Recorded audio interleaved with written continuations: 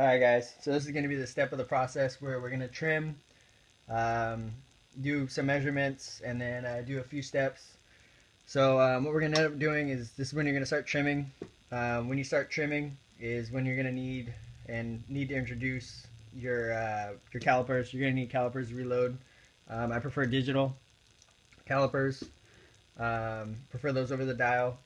This is when you can introduce the uniform primer pocket tool. Again, you don't have to do this for the reloading process, but if you're doing accuracy loads, then this will definitely help. Also, if you use stainless steel media, again, I did mine pretty short. I've already done it off camera, but with stainless steel media, you don't really need to do it if you deprime and then tumble. Stainless steel media takes care of that. It cleans out the primer pocket tool actually really well. So this isn't going to be necessary. I'm not going to do that in this video, but basically what you do is you can use a screwdriver, whatever works. I use steel wool for the longest time. It's harder, definitely harder, but it's possible to do without this primer pocket tool. Again, some guys use screwdrivers, and you basically just scrape it out and then make it completely clean. So you can see it's pretty much completely clean in there. This would be a good time to introduce the reloading tray. That way you can separate, so once you're done, you shove it off to that side, kind of like checkers, I guess, to go ahead and keep it organized. You're really going to need that for when you start doing the powder and the primers and stuff like that. I'd like to introduce it now.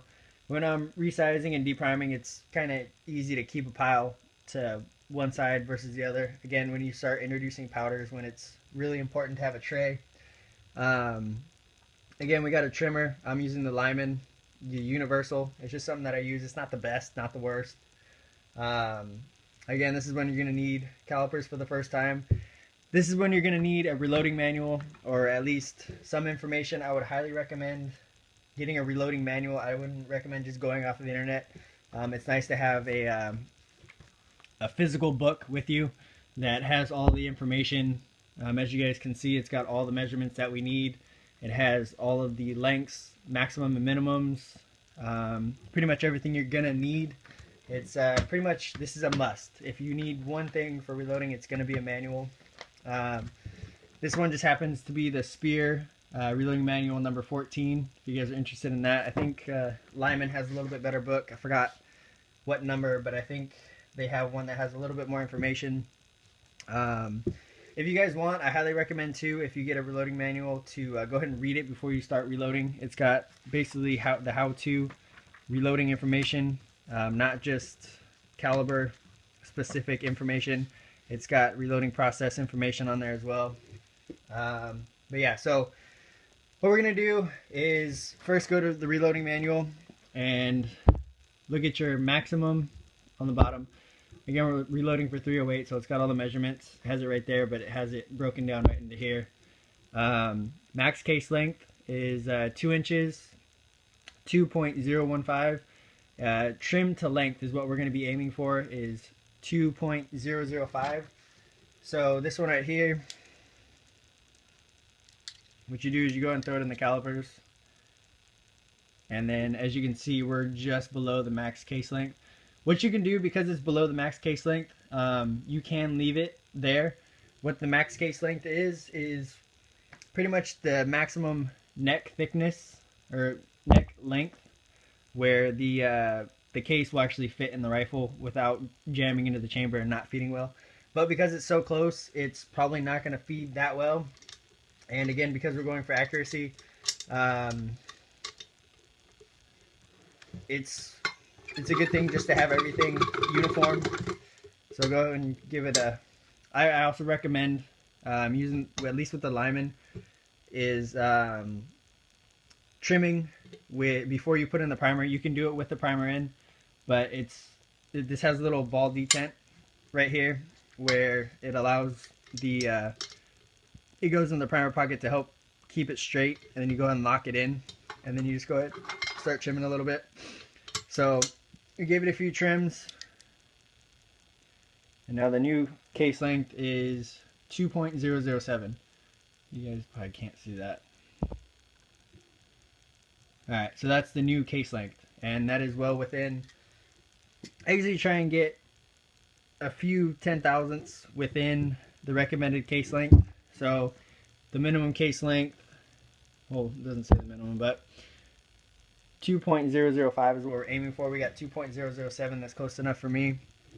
And then what I do is when you guys trim, what it's going to do is when it cuts it, you can see compared to this one, the mouth is very rough and it's pretty much flattened out, and that's not going to be very well to accept the bullet.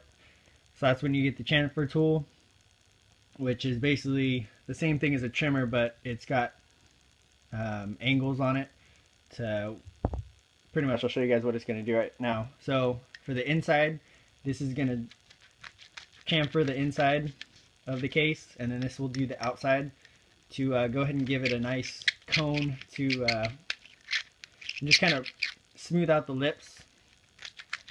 And you can see it's shiny and a lot smoother than it was before. So what that does is it allows the bullet to go ahead and slide in there more securely, smoother. You don't have that big ol' edge on there. So I'll go ahead and throw it over there. And then just basically just repeat the process. So just go ahead and measure. So this one's just at the max case length. Again, because it fits under the max case length, you could technically leave it there. I prefer not to. I like to get it to the trim to length. So yeah, 2.007, same as the last one. So that's good. And again, you just run it. Usually just do it about 5 times. You just kind of get a little groove going on. And you'll feel it kind of go from rough to smooth. And then basically you just repeat the process. And then we'll go on to priming next. So it looks like all these are actually going to fit inside of the max case length. But again, I just like to trim it.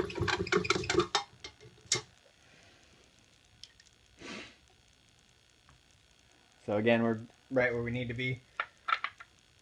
A few thousandths isn't going to make a difference. I'll go ahead and smooth out that lip.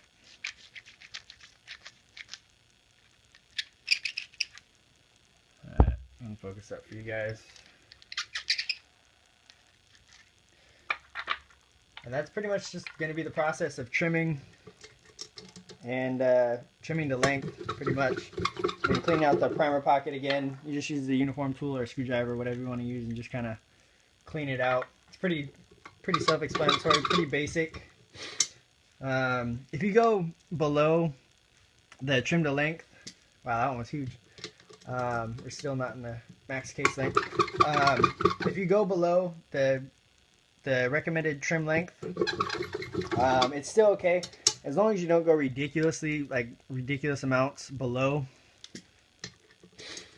And then what I noticed with the Lyman, it usually gets some kind of brass in there, so I like to just tap it out and you'll see it fall out, and then go ahead and release the brass that's stuck on the cutter.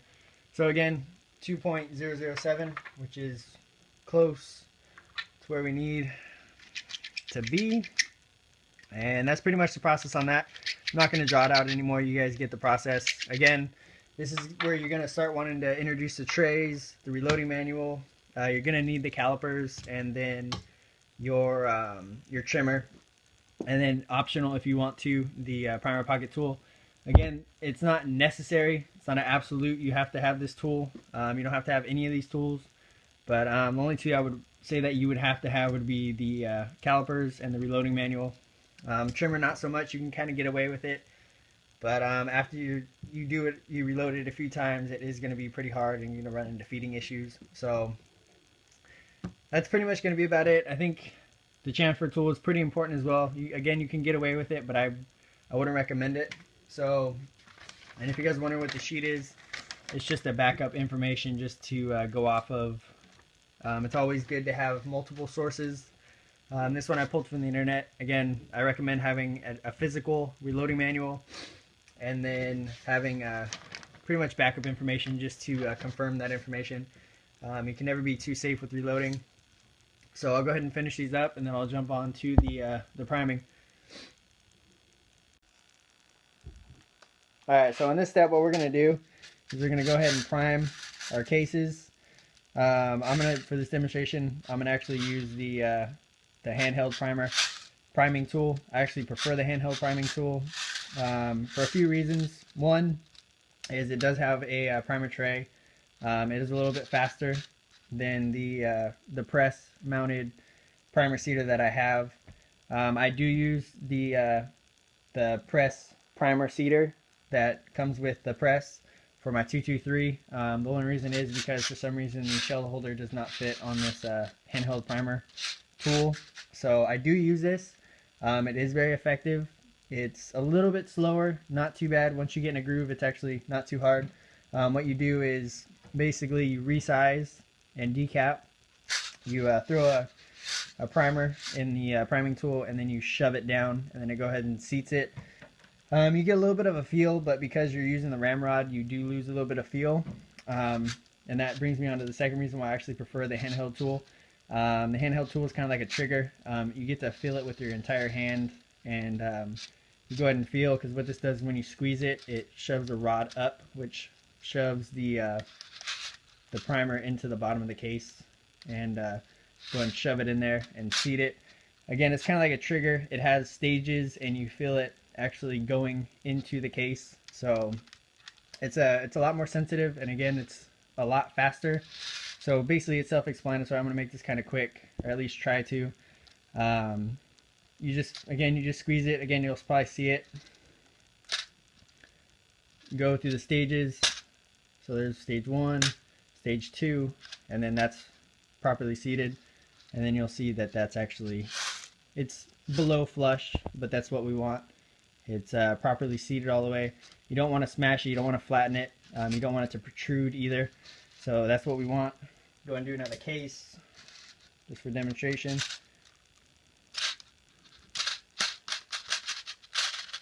Actually, I need to clean this, so go ahead and focus. Camera's being a pain in the ass right now, but so then it goes through the stages, go through the final stage, you'll feel it seat, and there you go, it's flush. So again, I'll just go ahead and do one more. Again, it's pretty self-explanatory process, not that hard to do. And then some of these actually have a little bit of a crimp left on the brass, so that's why some are a little harder than others. Like this one definitely has a crimp. Yeah, I just broke the crimp off. So, and then I would recommend wearing glasses, safety glasses for this, because you are having a primer. If you do pop a primer, then you could get some sparks to the face. I actually flattened that one just a little bit. I actually don't like how that one came out, but that's fine. It's mostly flattened because, again, there's a crimp, which is basically a rim to keep the primer from falling out originally. I should have removed it before. I just forgot to. So that's pretty much priming. And again, it's self-explanatory, pretty simple process, pretty easy to do. Again, I prefer the handheld priming tool, but it is possible and it is effective to go ahead and use the press-mounted seating systems. So what we'll do is we'll go ahead and skip on over to the powder pouring, measuring, and bullet seating, and then we'll pretty much be done.